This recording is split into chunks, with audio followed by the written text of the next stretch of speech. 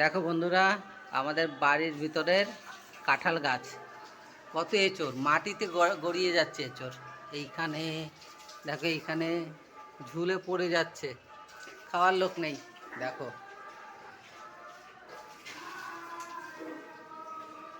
কত এঁচোড়, সব হাতের নাগালের মধ্যে।